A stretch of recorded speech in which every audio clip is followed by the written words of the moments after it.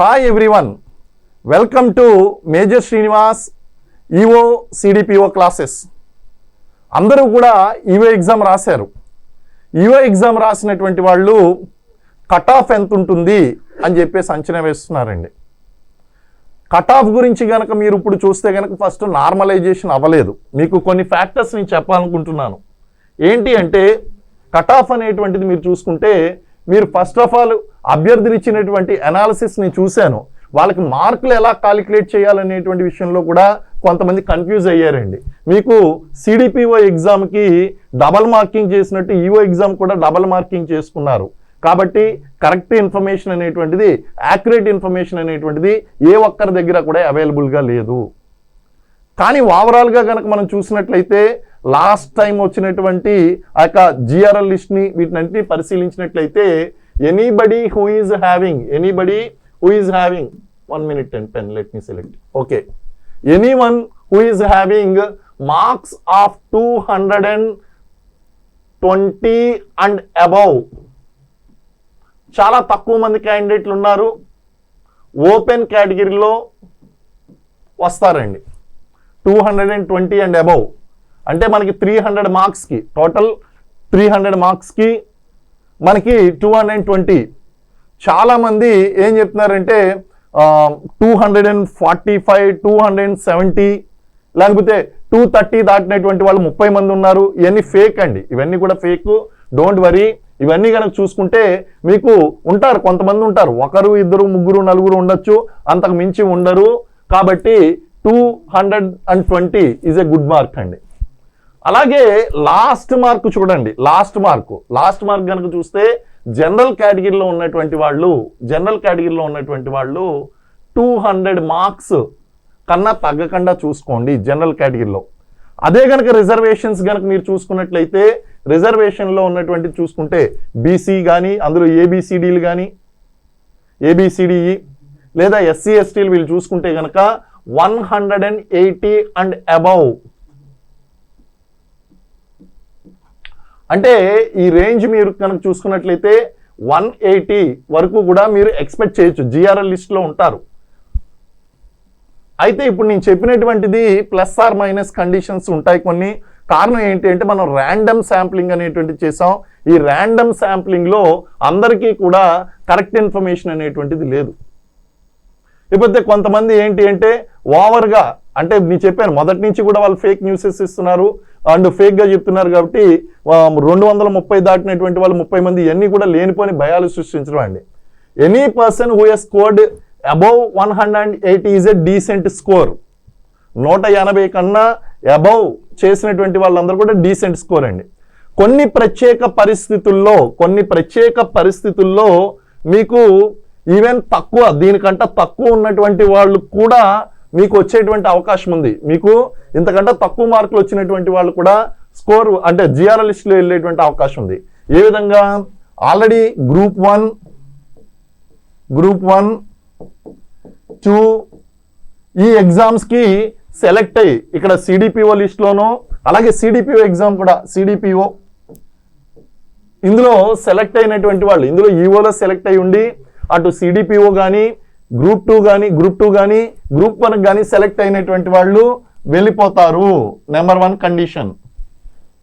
Number 2 condition, నార్మలైజేషన్లో ఇప్పుడు వచ్చినటువంటి మార్కుల్లో కొంతమందికి పెరుగుతాయి, కొంతమందికి తగ్గుతాయి. Normalization. Second condition is normalization. Third condition, ఇప్పుడు ఎవరైతే మార్కులు క్యాలిక్యులేట్ చేసుకున్నారో వాళ్ళు ఏం చేశారంటే ఒక్కొక్క క్వశ్చన్కి 2 మార్కులు క్యాలిక్యులేట్ చేసుకున్నారు. సిడిపిఓలో పేపర్ 2కి క్యాలిక్యులేట్ చేసినట్టు. సో ఆ విధంగా క్యాలిక్యులేట్ చేసుకున్నారు. అండ్ కొంతమంది సిడిపిఓ అభ్యర్థులు ఏం చేశారు, అటు పేపర్ 2లో ఒక్కొక్క ప్రశ్నకి 2 మార్కులు క్యాలిక్యులేట్ చేసుకోబోయి అక్కడ 1 మార్కే క్యాలిక్యులేట్ చేసుకున్నారండి. అంటే వాళ్ళు మంచి మార్కులు స్కోర్ చేయలేదా? ఇంత జనరల్ అవేర్నెస్ లేకుండా ఎందుకున్నారు అంటే పాపం మరి ఏదో కారణాల వల్ల ఆ ఇన్ఫర్మేషన్ వాళ్ళు తెలుసుకోలేదు, కానీ వాళ్ళు మంచి మార్కులే స్కోర్ చేశారని నేను అభిప్రాయపడుతున్నాను. అలాంటి కండిషన్స్లో కూడా ఈ యొక్క మార్కులు పైకి కిందకి అయ్యేటువంటి అవకాశం ఉంది. ఏదేమైనప్పటికీ కూడా ప్రస్తుతం నడుస్తున్నటువంటి ఈ ర్యాండమ్ ఎనాలిసిస్ ఏదైతే ఉందో ఆ ర్యాండమ్ ఎనాలిసిస్ అనేటువంటిది యాక్యురేట్ కాదు. కాబట్టి anybody who has scored above 180, 175 is a decent score. మీరేం వర్రీ కావద్దు. అయితే మీకు వస్తుందా రాదా అని స్పెసిఫిక్గా ఎవరు చెప్పలేరు. But once you got 220 marks you will get select. No doubt you will get selected అండి. 210 marks you will get selected, no problem. అయితే ఇందులో కూడా 90% వాస్తవం ఉంటుంది, 10% కండిషన్స్ మనం చెప్పలేం. అది ఎప్పుడు కూడా ఇఫ్స్ అండ్ బట్స్ ఉంటాయండి ఆల్మోస్ట్ ఆల్. కాబట్టి కట్ ఆఫ్ గురించి వాటి గురించి ఎక్కువగా మీరు టెన్షన్ తీసుకోవద్దు. ఫస్ట్ మనకి అబ్జెక్షన్స్ రేజ్ అయిన తర్వాత మళ్ళీ ఫైనల్ కీ అనేటువంటి రిలీజ్ కావాలి, నార్మలైజేషన్ పూర్తి కావాలి. నార్మలైజేషన్ అయిపోయిన తర్వాత టీజీపీఎస్సీ వాళ్ళు జనరల్ ర్యాంకింగ్ లిస్ట్ జిఆర్ఎల్ అనేటువంటిది విడుదల చేయాలి, సర్టిఫికేట్ వెరిఫికేషన్ పూర్తవ్వాలి. అప్పుడు ఫైనల్ ర్యాంకింగ్ లిస్ట్ అనేటువంటిది వస్తుంది. ఇది ప్రాసెస్ అండి. సో అయితే మనందరం కూడా కోరుకునేటువంటిది ఏంటి అంటే ఈఓ కన్నా ముందు సిడిపిఓ రిలీజ్ చేయాలి. ఎందుకంటే కొంతమంది ఈఓ అభ్యర్థులు సిడిపిఓకి వెళ్ళిపోతారు. సిడిపిఓ ఈఓ ర్యాంకులు రిలీజ్ చేసే కంటే ముందు గ్రూప్ 1, గ్రూప్ 2, గ్రూప్ 3 రిలీజ్ చేయాలి. ఎందుకంటే కొంతమంది ఎక్స్టెన్షన్ ఆఫీసర్ జాబ్ కన్నా గ్రూప్ 3 చాలా బాగుంటుందని వాళ్ళు అభిప్రాయపడతారు. ఉంటుంది కొన్ని జాబులు బాగుంటుంది, హ్యాపీగా టేబుల్ చైర్ వేసి కూర్చోవచ్చు, ఫ్యాన్ కింద ఏసీలో కూర్చోవచ్చు, హ్యాపీగా ఉద్యోగం చేసుకోవచ్చు. కొంతమంది అలాంటి జాబులు ఇష్టపడతారు. ఎక్స్టెన్షన్ ఆఫీసర్ ఫీల్డ్ జాబ్ అండి. ఎక్స్టెన్షన్ ఆఫీసర్ అంటే ఫీల్డ్ జాబ్ తిరగవలసి ఉంటుంది కాస్త, కంపేర్ టు గ్రూప్ 3 ఇష్టపడకపోవచ్చు. సో గ్రూప్ 1, గ్రూప్ 2, గ్రూప్ 3లు ఈ 3 విడుదల చేసిన తర్వాత మన ఎక్స్టెన్షన్ ఆఫీసర్ జాబ్ను కనుక విడుదల చేసినట్లయితే, ఆ రిజల్ట్ విడుదల చేసినట్టయితే అప్పుడు ఎక్కువ మంది అభ్యర్థులకి ప్రయోజనం కలుగుతుందండి. కాబట్టి this is what my analysis. కాబట్టి 230 దాటినటువంటి వాళ్ళు 30 మంది ఉన్నారు, 40 మంది ఉన్నాయనేది అదంతా అగైన్ ఫేక్ న్యూస్. అనవసరంగా అభ్యర్థులను భయపెట్టడం, ఇలాంటి ఫేక్ న్యూస్లు ఇవన్నీ కూడా నడుస్తూనే ఉంటాయి. మీరు స్పెక్యులేషన్స్ నడుస్తూనే ఉంటాయి. అది మీకు ఆల్రెడీ చాలా మందికి అర్థమైపోయింది. ఇంకా అర్థం కావాల్సినటువంటి వాళ్ళు చాలా మంది ఉన్నారు. మీరు త్వరలోనే తెలుసుకుంటారు ఆ విషయాలన్నీ కూడా. So this is the decent score అండి. మనం చూసుకున్నట్లయితే 230 నుంచి 180. ఎందుకంటే గ్యాప్ ఉంటుందండి. ఒకవేళ దీనిపైన ఎవరన్నా ఉన్నా సరే గ్యాప్ ఉంటుంది. ఆ గ్యాప్ల మధ్యలో చాలా తక్కువ మంది, ఒకరు కూడా ఉండకపోవచ్చు. ఇప్పుడు ఎవరైనా 245 ఉన్నారనుకోండి, ఆ కింద ఎవరు ఉండకపోవచ్చు. మార్క్స్ ఒక 10 మార్కులు డిఫరెన్స్ ఉండొచ్చు, ఒక 5 మార్కులు డిఫరెన్స్ ఉండొచ్చు. అలాగే ఈసారి మీరు చూడండి, ఈసారి ఎగ్జామ్స్ రాసినటువంటి వాళ్ళు కూడా చాలా తక్కువ మంది రాశారు. కాబట్టి ఈ మార్క్స్ ఇంకా కింద దిగుతాయేమో. Let us wait. నార్మలైజేషన్ అయిన తర్వాతే మనం ఏదైనా సరే మాట్లాడుకోవాల్సి ఉంటుంది. ఈ లోపల అనవసరంగా. అయితే ఒకవేళ ఎవరికైనా సరే అబ్నార్మల్ మార్క్స్ వచ్చినాయి అనుకోండి, అబ్నార్మల్ మార్క్స్ అంటే మీకు 300కి 150 మార్కులు వచ్చినాయి అనుకోండి, మీరు నెక్స్ట్ నోటిఫికేషన్కి ప్రిపేర్ కండి.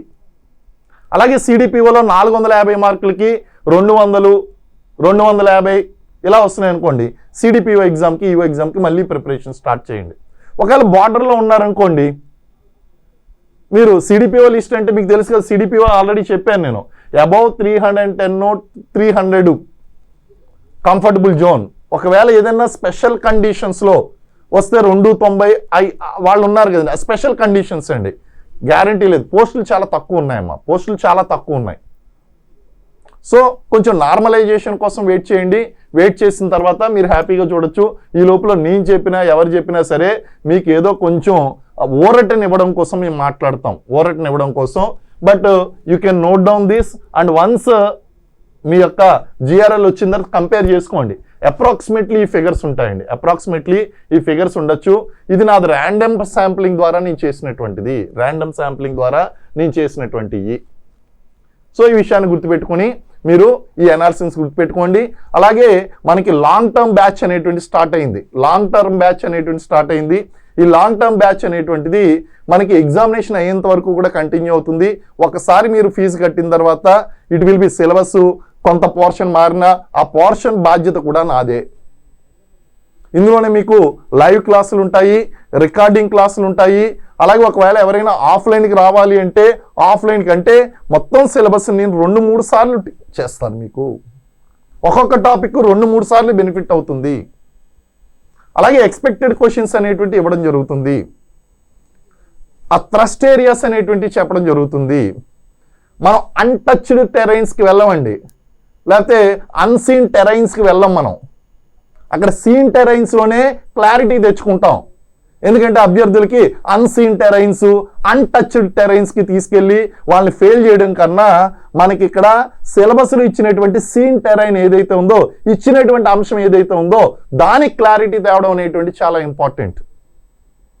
కాబట్టి ఎవరైనా సరే జాయిన్ అవ్వాలి అంటే మీరు లేట్ చేయకుండా లాంగ్ టర్మ్ ప్రిపరేషన్ అనేది స్టార్ట్ చేయండి. అటు ఏపీ బ్యాచ్లో ఆల్రెడీ 150 మంది జాయిన్ అయ్యారు, ఇటు మనకి తెలంగాణ బ్యాచ్లో ఆల్రెడీ 50 అడ్మిషన్లు పూర్తయినాయండి. కాబట్టి మీరు త్వరపడి చేయండి. Thank you very much. జై హింద్.